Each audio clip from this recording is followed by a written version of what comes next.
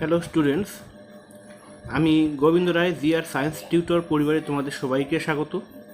আজকে আমি 7 নম্বর প্রশ্ন নিয়ে আলোচনা করব।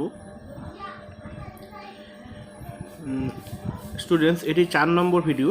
এর আগের ভিডিওগুলো তোমরা দেখোনি, অবশ্যই দেখে নেবে।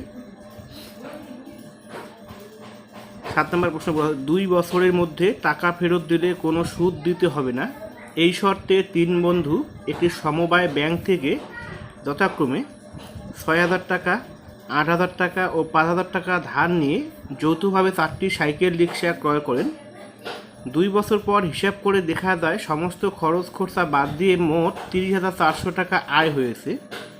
তারা সেই আয় মূলধনের অনুপাতে ভাগ করে নেওয়ার পর প্রত্যেকে নিজ নিজ ঋণের টাকা ব্যাংকে ফিরিয়ে দেন।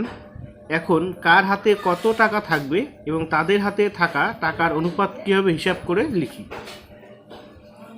এখানে বলা আছে যে 3 বন্ধু একটি ব্যাংক থেকে প্রথম বন্ধু 6,000 টাকা, দ্বিতীয় বন্ধু 8,000 টাকা, তৃতীয় বন্ধু 5,000 টাকা ধার নিয়ে একটি সাইকেল রিক্সা ক্রয় করে, 4টি সাইকেল রিক্সা ক্রয় করে।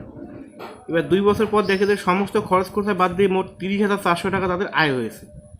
এবার এই আয় থেকে কী করবে, তারা মূলধনের অনুপাতে ভাগ করে নেবে। এবার মূলধনের ভাগ করে নেওয়ার পর ব্যাংক থেকে যে ধার নিয়েছিল তাদের প্রত্যেকের নিজ নিজ ঋণের টাকাটা ব্যাংকে ফিরিয়ে দেবেন। ব্যাংকে ফিরিয়ে দেওয়ার পর কত টাকা তাদের হাতে কত টাকা করে থাকবে এবং তাদের হাতে থাকা টাকার অনুপাত কীভাবে হিসাব করে লিখি। তো প্রথমে আমরা কী করব, প্রথমে এই 3 বন্ধুর আমরা মূলধনের অনুপাত বের করে নেব। তাহলে 3 বন্ধুর মূলধনের অনুপাত,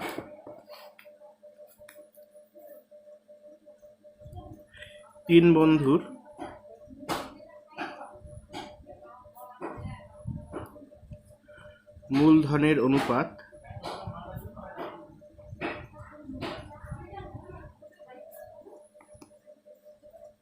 ইকুয়াল, প্রথম বন্ধু মূলধন দিয়েছিল 6,000 টাকা, দ্বিতীয় বন্ধু 8,000 টাকা, তৃতীয় বন্ধু হচ্ছে 5,000 টাকা। 6,000 ইস টু 8,000 ইস টু, আর তৃতীয় বন্ধু হচ্ছে 5,000। প্রত্যেকে 4টা করে শূন্য আমরা কেটে দেবো।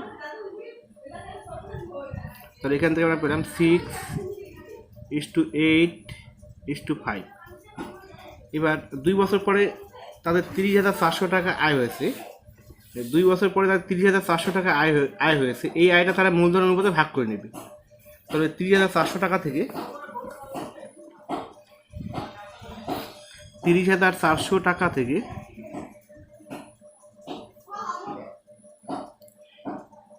থেকে প্রথম বন্ধু পাবে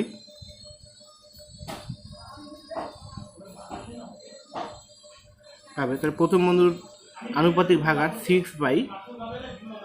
অনুপাতের পর 3টি সমষ্টি 6 + 8 + 5 ইন্টু 30,400 টাকা।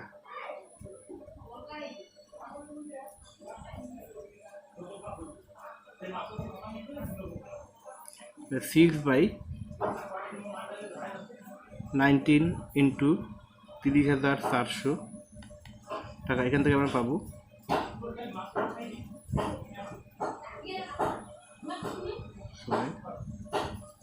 1,600। তো 6,96 9,600 টাকা। এই 30,400 টাকা থেকে প্রথম বন্ধু পাবে হচ্ছে 9,600 টাকা। দ্বিতীয় বন্ধু পাবে, তাহলে 30,400 টাকা থেকে দ্বিতীয় বন্ধু পাবে দ্বিতীয় বন্ধু আনুপাতিক ভাগার 8/6 + 8 + 5 ইন্টু 30,400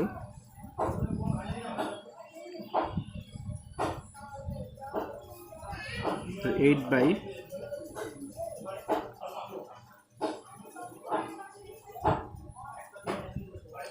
কাটাকাটি করে 1,600।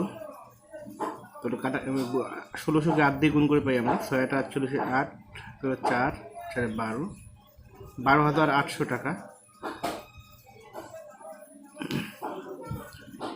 30,400 টাকা থেকে তৃতীয় বন্ধু পাবে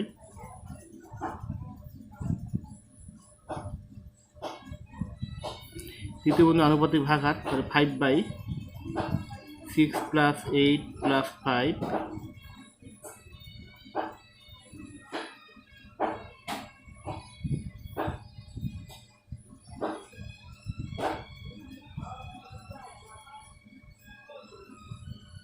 কাটাকাটি হচ্ছে তোমার 1600, 580, 8,000 টাকা। তাহলে 30,000 বছর 2 বছর শেষে যে 30,400 টাকা তাদের আয় হয়েছিল, সেই আয় থেকে তার মূলধনের অনুপাতে ভাগ করে নিলে প্রথম বন্ধু পাচ্ছে 9,600 টাকা, দ্বিতীয় বন্ধু 12,800 টাকা, তৃতীয় বন্ধু হচ্ছে 8,000 টাকা পায়। এবার প্রত্যেকে যে ঋণ নিয়েছিল সেই ঋণটা এবার ব্যাংকে ফিরিয়ে দেয়। ব্যাংকের ঋণ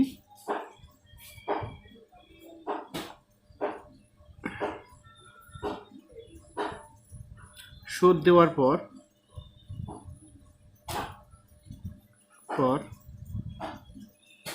প্রথম বন্ধুর কাছে টাকা থাকে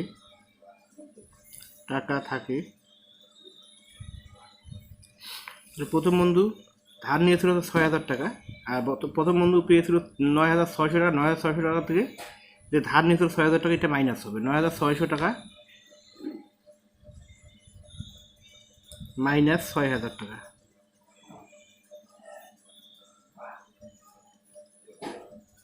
তো 3,600 টাকা।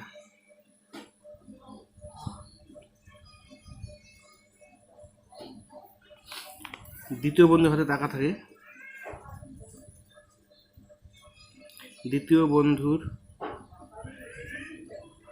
হাতে টাকা থাকে, দ্বিতীয় বন্ধু পেয়েছিল 12,800 টাকা, মাইনাস ধার নিয়েছিল 8,000 টাকা, 8,000 টাকা মাইনাস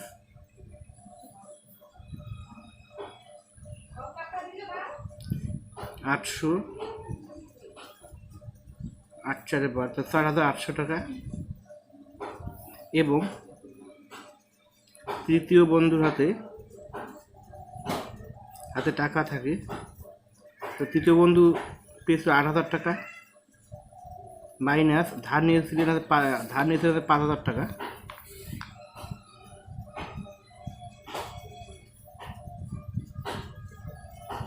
থাকে 3,000 টাকা।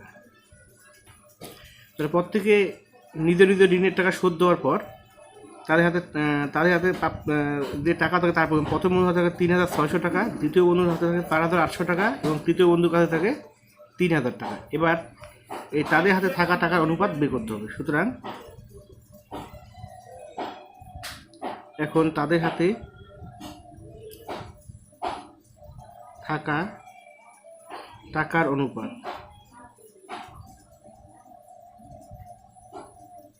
ইকুয়াল 3,600 = 4,800 = 3,000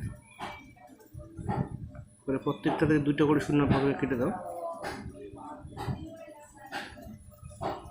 6 দিয়ে 6 6 36, 6 আসছে 48, 8 6 30, তাহলে আমরা পেলাম 6:8:5। এটা একটা অ্যান্সার। এবার তাদের হাতে প্রত্যেকের হাতে কত করে টাকা থাকে, এটা একটা অ্যান্সার। তো এখান থেকে আমরা 2টো অ্যান্সার পেয়ে গেলাম। তো স্টুডেন্টস, আজকে এই পর্যন্তই।